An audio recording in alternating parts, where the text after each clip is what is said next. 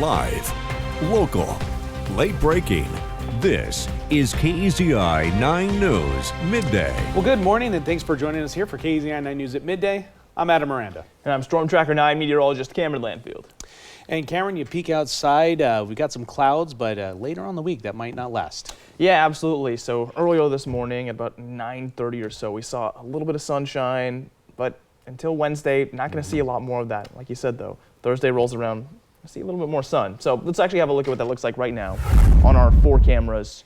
Currently, you can see Roseburg is not as cloudy as every other area, but we've still got pretty consistent gray skies everywhere. A little bit of lower clouds out over Eugene and Florence, seeing a little break just over the ocean, but pretty soon here, that's going to start to fill back up because we are seeing a return to showers this afternoon from the low-pressure storm system out on our coast. That's what brought us our rainfall yesterday as well, so it's a little bit of a repeat just later in the day.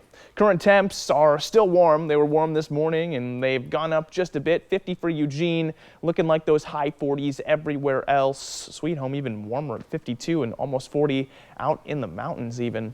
On the coast, we're looking at those mid-50s for the most part. Newport a little lower at 52 as usual. And down into the south, it's the same story. 54 for Roseburg, though, so a lot warmer there. Winston seeing 53 as well, and 56 even in Bandon. So clearly temperatures are picking up. It should be our warmest day of the week for a lot of areas. 59 for that high inland.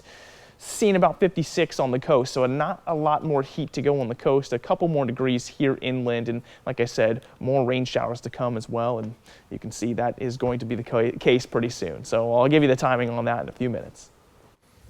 All right, Cameron, thank you very much. In our severe weather coverage, the National Alliance on Mental Health Illness, Lane County, or NAMI for short, is facing expensive repair costs. Their building in downtown Springfield was left devastated by last month's ice storm, leaving behind some major issues that need to be cleaned up. The executive director of NAMI Lane County says repairs are estimated to cost $25,000, and that doesn't even include the direct cost of replacing licensed items. The center, which typically offers education classes and support groups for people living with mental illness, has been closed for a month. Now, this is because that ice melt from the storm seeped through the roof, causing water damage and revealing asbestos. The damage was really located in the front of our building, which is actually the most used part of our building, unfortunately. It has our resource library where we met for all of our support groups and classes, all of our resources, all of our food and clothing that we use to give out to clients. So the damages were extensive as opposed to happening in a back storage room. You can see some of that damage right here on your screen. She says in-person support groups have been moved to other locations, and the damage has wrecked their library, which has many resources for clients. They've also lost food and getting clothing used to give out to clients. Repair work is being discounted by repair companies, but they've still accumulated very high repair costs. We are here 20 hours a week, and we serve a lot of folks who are underhoused and unhoused, and so we haven't been open for our community to come in, to charge their phone, to access the Wi-Fi, to get food, to get clothing, to just connect. And so that's a really big loss that we have. The total estimated cost of repairs, she says, $25,000. Like we said, she says they hope to open up back by April 1st. But NAMI's seeking help from the public. If you'd like to donate, you can do so at namilane.org.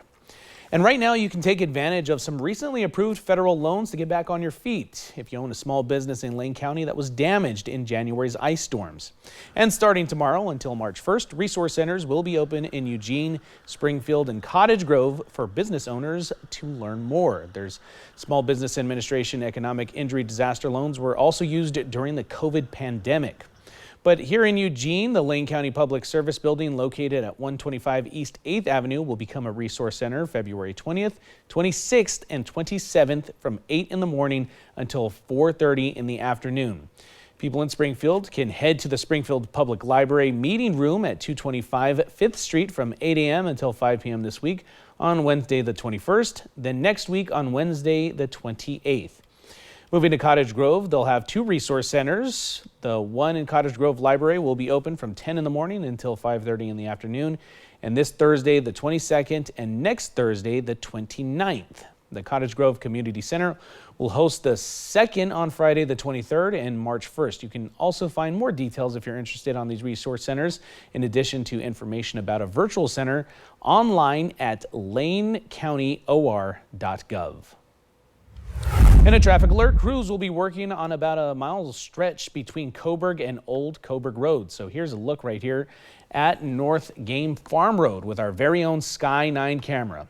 And today, crews will get started on a project that isn't expected to be done until August. Crews will be out from 7 a.m. to 7 p.m. weekdays through August 1st. They'll also be upgrading ADA curb ramps, paving, and signs, and also modifying traffic lights. If you're traveling in this area, just make sure to pay attention. Eugene police are asking for help locating a 16-year-old after he left for school and did not come home. Jacob Keach goes by the nickname Cuba. His family reported him as a runaway juvenile last Friday. Eugene police say his family last saw him on Thursday around 8 a.m. when he left for class at Churchill High School. He stands at about 5'11" and weighs about 160 pounds with light blonde hair. You can see a picture of him right here on your screen. He typically keeps it in a bun, has blue eyes as well. He may be driving a 1999 Honda CR-V with the Oregon license plate 284LH. He was last seen wearing a hoodie, black sweatpants, and sneakers. And if you have any information about Keach's whereabouts, you're asked to contact Eugene police.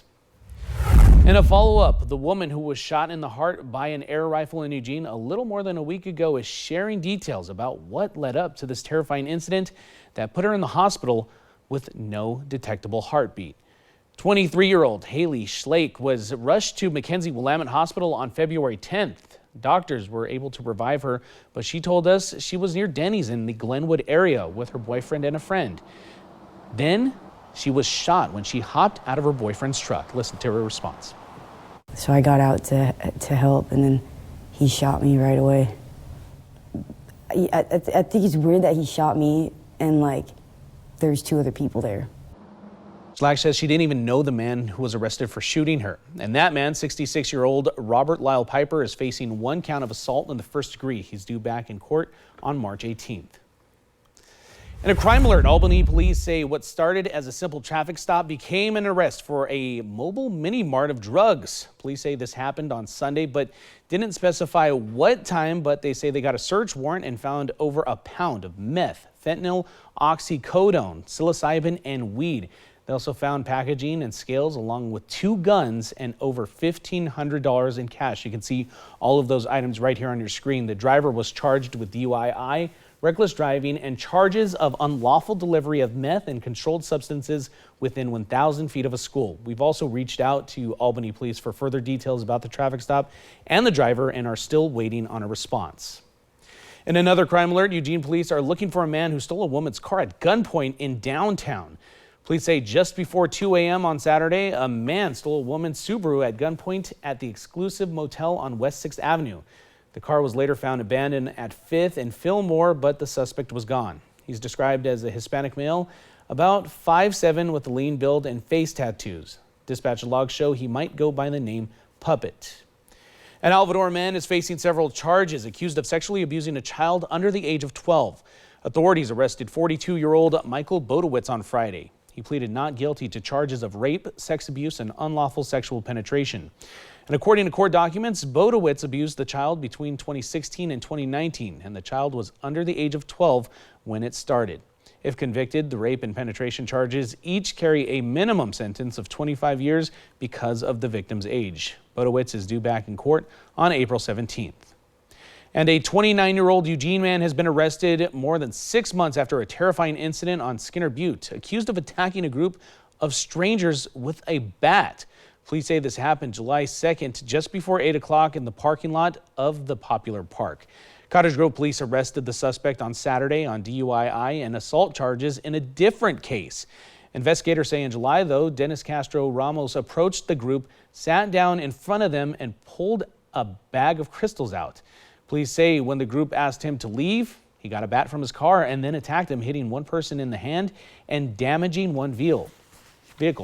Castro Ramos is expected to make his first court appearance today on charges of assault, criminal mischief, and menacing.